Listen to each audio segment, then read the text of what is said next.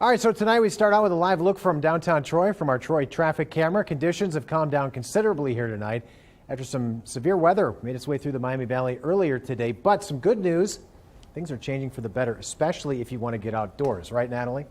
Looking a whole lot better, really, for the rest of the week. We got to get through tonight, start of tomorrow, and then it just goes up from there. But we did see some stronger storms and just an active day of weather across the Miami Valley. Rounds of thunderstorms made their way through. Thankfully, our earlier round of storms kind of weakened the second line that made its way through, as the atmosphere was just a little bit too worked over by the time that got here. So that was good news, but we still have some lingering showers making their way through. Plan on a couple of showers across the Miami Valley overnight with 60s right now, but notice it's already cooling off. So off to our northwest, we already have those 50s, 52 in Richmond. We have 54 in Greenville, 54 in Wapakoneta. So already starting to feel a little chillier, 60s to our southeast. And then heading through the rest of the evening, we are overall going to be looking at temperatures that will be on the cooler side, back down into the 40s by early tomorrow morning. Few showers for the kids out at the bus stop. Most of the morning will be dry, but can't rule out a spotty shower. Back into the mid 50s with some sunshine by the afternoon. Natalie, thanks. Organizations are working to ensure that you make it out of your home safely if it ever catches fire. And a key thing to have in your home is a smoke alarm. Now, to ensure that everyone in our area is equipped with one, the American Red Cross is kicking off its Sound the Alarm campaign to install free ones nationwide. Claire Faith is live tonight after speaking with Red Cross. And Claire, what did you learn about it? Adam, the American Red Cross is using the Sound Alarm campaign to help reduce house fire injuries and deaths. As you can see throughout our station, we have smoke detectors set up. Volunteers are needed to help install free smoke detectors throughout the Dayton community, and Red Cross officials tell me it's all free. We go knocking on doors, door to door, asking residents if we can come inside and install free smoke alarms in their homes. There's absolutely no catch. So then the next question, Clara, is how can people volunteer for this? Well, Adam, if people would like to volunteer, they can go to the web version of this story where I included a link to the volunteer services. Now back to you in studio. Clara, thanks. The live look tonight over our ODOT cameras where roadways are back open after a semi-crash caused the northbound lane of I-75 to close for a while. Lydia Bice has been tracking this tonight from our Now desk. Lydia, what's the latest info on this crash? Well, Adam, the semi jackknifed itself into a wall on I-75 North, causing the accident. No other vehicles were involved, and there is no information on injuries at this time. Now, when we called Montgomery County Regional Dispatch around 7:30 tonight, they told me that there was standstill traffic in all three lanes, but after about 2 hours, traffic reopened. We are still working to learn more information on this, and we will keep you updated both on air and online. Back to you. All right, Lydia, thank you. Well, one person is dead after a head-on crash in Champaign County today. There was a head-on collision involving a semi-truck and an SUV on State Route 56 near State Route 4. The driver of that SUV was killed, while the driver of the semi-truck was not hurt. The whole thing remains under investigation tonight. We are kicking off our 2023 election coverage tonight as we're less than a month away now from the May elections. And an updated recreation levy is on the ballot for people in Washington Township. Gwyneth Falloon spoke with the township's recreational director. Joins us now live. So, Gwen, if this is passed, how much additional taxes will people be paying? Adam, according to Mark Metzger, the recreation director for the township, homeowners are going to be paying about $53 a year for every $100,000 in home value. He says that comes out to about a $2 monthly increase. Right now, the recreation department is operating with a $1 million levy, so increasing it to 1.5 will bring in an extra $1.3 million. And Gwen, what would the extra funding there be used towards? Adam, the main focus is going to be on Countryside Park. Metzger tells me they haven't made any changes in recent years, and it's really starting to show its age. We're looking at trying to improve some of those structures, so things like bridges, things like our paths, things like our picnic shelters, adding some permanent bathrooms back there, and increasing access to some of our water areas. And although the main focus is the park, he says that's not all the money is going to be used for. He says things like the HVAC and some of the parking lots are also due for some repairs and some renovations. Back to you. All right, Gwen, thanks. Live pictures over the Capitol building tonight in Washington, D.C. This, as we've learned, former Vice President Mike Pence will not appeal the order compelling his testimony in the DOJ's January 6th Capitol riot probe. Now, that is according to the former vice president's spokesman. This clears the way for him to appear in front of a federal grand jury. Lawyers for former President Trump lost a similar effort to limit Pence's testimony. It is unclear if they will appeal this ruling. Pence previously argued his testimony should be limited. Continuing coverage tonight as former President Trump faces dozens of charges. Trump's due back in Manhattan court December 4th, but the former president's attorneys, they're asking to push the trial back until spring. Prosecutors, though, are pushing for January, the month before the Iowa caucus and New Hampshire primary. And according to the head of the Republican Party, the former president's legal woes are actually unifying the GOP. Our base is very energized and angry by seeing this political persecution, not just of him, but of Republicans across the spectrum. Every candidate running against President Trump has said they think this is an overreach. I think this is unifying our party against the woke Democrat Party. Now, Trump is currently the front runner in the GOP race, according to a new poll from the New Hampshire Institute of Politics. In it, 42% of Republican voters say they intend to back him. Florida Governor Ron DeSantis ranks second, followed by New Hampshire Governor Chris Sununu. Now, Trump is calling on Congress to defund the FBI and Justice Department over his arraignment.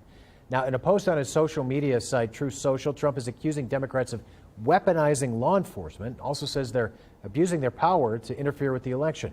Neither agency is involved in Trump's hush money indictment. However, he is under federal investigation for mishandling classified documents and the January 6th Capitol riot.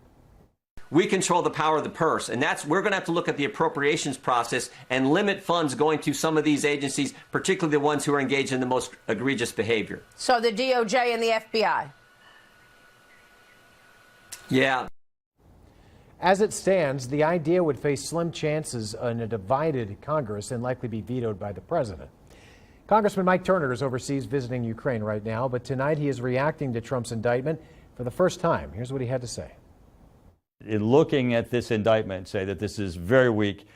Certainly the prosecutor has made statements and his targeting of President Trump certainly illustrates that this is a political indictment, not a criminal indictment. We'll have to see how this unfolds.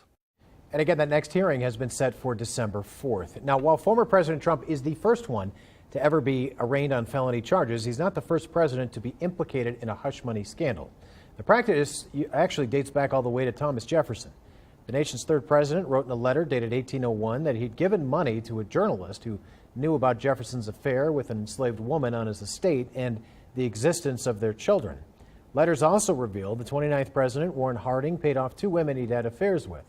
And Richard Nixon allegedly recorded discussing hush money payments related to the Watergate cover-up, but whether or not this was verbalized is still stuck in legal battles. We'll, of course, have continuing coverage of all of this, the president's historic arraignment, and whatever happens next.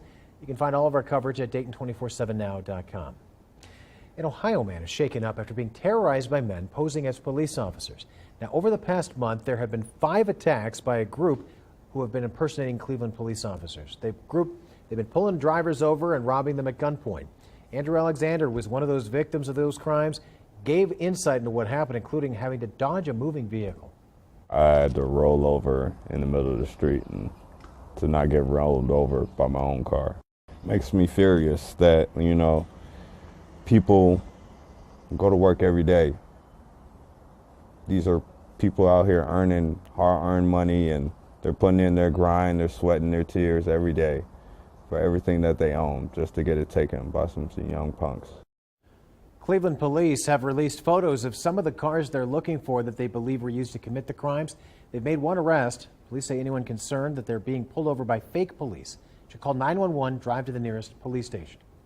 Police are also investigating after 2 high school students were shot in a drive-by outside of Woodward High School in Cincinnati. Officials describe it as being a senseless act of violence and say it won't be tolerated. We only had 2 victims, but 2's too many. This will not be accepted in our city. We've been having these discussions for far too long about senseless acts of violence. A district spokesperson says the shooting happened just after dismissal while the 16 and 17-year-olds were waiting for a bus. They were taken to different hospitals, are said to be in good shape right now. Cincinnati police say they're looking for a maroon 4-door car that was in the area of the shooting at the time. No arrests have been made. And the violence around that city in the last 2 days has some concern. Morella Porter spoke to a Cincinnati youth leader who says the violence in the past 24 hours is very concerning. They're literally at any moment subject to violence, and that's not okay, and we shouldn't be okay with it. Jordan Bankston is the founder of Forever Kings, an organization empowering young men. He believes it's time for the community to start listening, taking a deeper look at what's at the root of the violence and what more can be done to support young people. There's a saying that I don't care what you know until I know that you care. So we have to really take a step back and ask why. And I think it's time that we really hear from these young people, what is going on? Why are you choosing violence? And how do we get to the root of it? Forever Kings focuses on disrupting what it calls the school-to-prison pipeline. Through workshops and regular activities, Forever Kings is a safe space for young men. Bankston believes it's work like this that will reimagine the outcome of their lives. I think that so many of our young people just don't have any hope and that they don't have any value of their own life, which is causing them to not value other people's life. That was Morella Porter reporting. A University of Cincinnati professor helping the country with a new cybersecurity strategy. How the government is becoming more proactive in fighting cyber criminals. Also, severe weather season officially underway. How a Miami Valley school is showing the benefits of its storm shelter. And the rain has moved out, but we're talking about some nice weather for these next several days. I'll time it all out for you coming up. Here's a live look from our Eco Plumber Skycam. You're watching Dayton 24/7 now.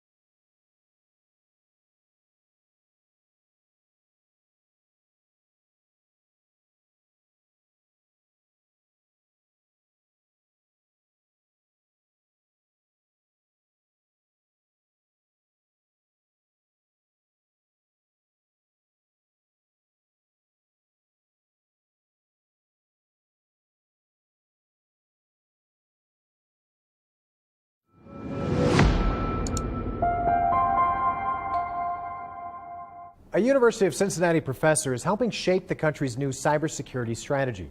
Brad Underwood explains how government and the private sector are now working to be more proactive in fighting cyber criminals.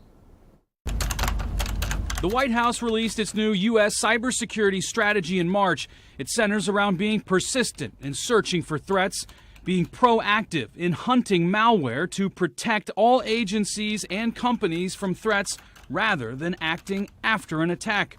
UC professor Richard Harknett has been working for decades to get the government to make the shift. It was a team effort. Ultimately, it's not an easy thing to move the entire U.S. government in a different direction. We're not there, entirely, but this was a really important step. In Cincinnati, I'm Brad Underwood. Back to you. Live look from our Eco Plumber Skycam over downtown Dayton tonight as the clouds are starting to clear, and soon enough we will see that sun again, right, Natalie? Eventually, we'll have some more sunshine. Now, clouds are going to be sticking around a little bit for tomorrow, but some peaks of sunshine expected, especially by the second half of the day. I'll show you that in just a bit. But right now, we got a couple of showers still lingering around the area, and that will be the trend through the rest of this evening, even into the day tomorrow. Thankfully, across the board, central and eastern U.S., no severe weather, which is great news. Here's a look at what's going on as we head overnight. We'll see lows that eventually drop into the 40s, so a little chilly, but we do have cloud cover. And then notice those showers that are down to the south and the east. So we'll continue to track a shower or two, mid-50s as we head into the day tomorrow. And then as we look into, I don't know what's getting into me. Sorry, guys. As we get into our Friday morning, we have 30s and 40s, and then eventually back up close to 60 degrees. So I'm just excited about this forecast. It's looking really good. I'll have a look at the next 7 days coming up. Understandable. I think we're all kind of laughing and smiling about that. Well, President Biden is getting some competition for the Democratic nomination from one of the most powerful names in American politics. Robert F. Kennedy Jr. filed paperwork to run for president. The 69-year-old said in March he was considering it. He is one of the former New York senator and an attorney general who shared his name. Robert Kennedy Sr. was assassinated in 1968. He is the nephew of late President John Kennedy.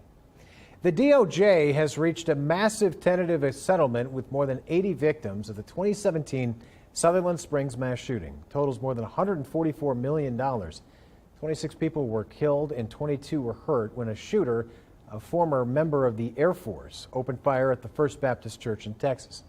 A federal court in 2021 ruled the U.S. government was liable for damages because the Air Force failed to exercise reasonable care when it did not submit the shooter's criminal history to the FBI's background check database. The ruling does not, doing so, increase the risk of physical harm to the general public because the database would have kept him from buying firearms. A court still has to approve some parts of that settlement. Well, the president is heading to the United Kingdom and Ireland next week. The president's going to deliver an address celebrating the historic ties between the U.S. and Ireland. Biden has often talked about how he takes pride in his Irish ancestry. The White House press secretary says he's eager for that visit. Yes, that part of the trip where it connects to his family is going to be incredibly important to him, but also the broader Irish American community, as well as we talk about immigrants, as we talk about how this country was created. Now, that visit coincides with the 25th anniversary of the Good Friday Accord. The U.S. brokered agreement helped end decades of conflict in Northern Ireland. Severe weather season, of course, just beginning, and one Miami Valley school district is showing the benefits of its storm shelter. Melena Brown met with the principal of Fairborn Primary School to discuss the benefits of their tornado safe space. Just a few years ago, the primary school was the only school in the area to have a shelter, but I'm told the intermediate school now has one and the high school is next. The principal tells me this addition brings peace of mind to parents and staff. This tornado shelter can withstand up to 250 miles per hour wind, and it also houses our students. We have approximately 1,225 students. In addition, they also have louvers to help pressure come in and out. The roof does have concrete, and the walls are about 3 times thicker than a normal gym, and all of these things help withstand the wind. Reporting for Dayton 24/7 Now News, I'm Melena Brown. All right, let's take a look at some of the videos that you've chimed in today about today's weather. This is a look at some of the rain in Miami Township earlier today. Thanks to Andy for sharing that with us. Natalie captured this time lapse of the storm as it passed over downtown Dayton. You can see that sky turn dark gray and just before the heavy rain comes crashing down there. And they say after every storm comes a rainbow, and they are correct. Look at this great picture here. Look close enough, you can see it is a double rainbow. Almost makes all the rain worth it. Well, if you have something to share, we'd love to see your photos. You can scan that QR code. It'll take you to our Chime In page, and you can upload them right to us. You might even see them live here on the air. Well, some great weather to look forward to over these next several days. Once the rain moves out, temperatures are going to start to climb for us. We have 50s tomorrow, 50s again on Friday. So a little cool, below normal next couple of days, but then really just gradually climbing back up, upper 60s by Monday. In fact, 70s by next week. And this is with hardly any rain in the forecast. So if you need to mow the lawn, because I know after all of this rain, the grass is going to be growing pretty quickly. So looking okay tomorrow. Of course, it's going to be a little muggy, a little soggy, a few showers in the morning. But Friday, Saturday, Sunday, all looking perfect for lawn work, comfortable enough conditions where the sun is out and it's still going to be cool enough to where you're really not going to feel like you're breaking a sweat too much. But here's a look at tonight, dropping into the 40s with some showers around. Natalie, thanks. An update tonight on the work on Salem Avenue, what we can expect as they begin phase 3 of construction. Also, gas prices, you probably noticed they are on the rise again. How our average compares to where we were this time last year. You're watching Dayton 24/7 Now.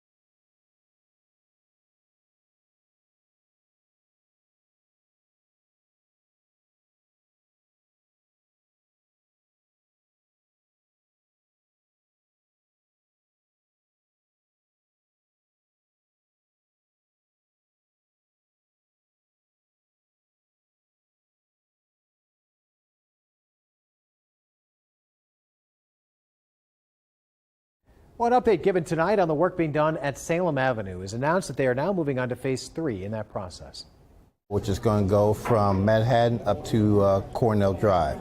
So what the 2 phases we've done so far, this is just to continue that progress, but we're going to totally reconstruct the curb and sidewalks and street light infrastructure along Salem Avenue. Stovall also shared that phase 2 of this project should be finished in the next couple of weeks before the next part of construction starts. They're going to continue to add more sections of the road to get all the way up to Hillcrest Avenue. All right, speaking of driving, a live look at gas prices across the state through AAA comes as prices continue to increase. Ohio is sitting above the national average by a little bit at $3.53 per gallon. That's up from even just yesterday when we were sitting around $3.41. These numbers nationally are now 7 cents more than they were just last week. A month ago, gas was going for $3.40. We are in a much better spot, though, than we were a year ago on the bright side. Gas costs then sitting around $4.18 per gallon. The Dayton Business Journal has named the 2023 40 Under 40 winners, and our very own Elise Coulter was named on this year's list. Marks the 26th year the DBJ has honored the region's brightest young professionals. Roughly 200 people from around the Miami Valley were nominated this year. Big congrats to Elise and all the winners there. A Tri-Village senior who was originally headed out of state to play college basketball next year is staying in the Miami Valley. Matt will fill us in next. You're watching Dayton 24/7 now.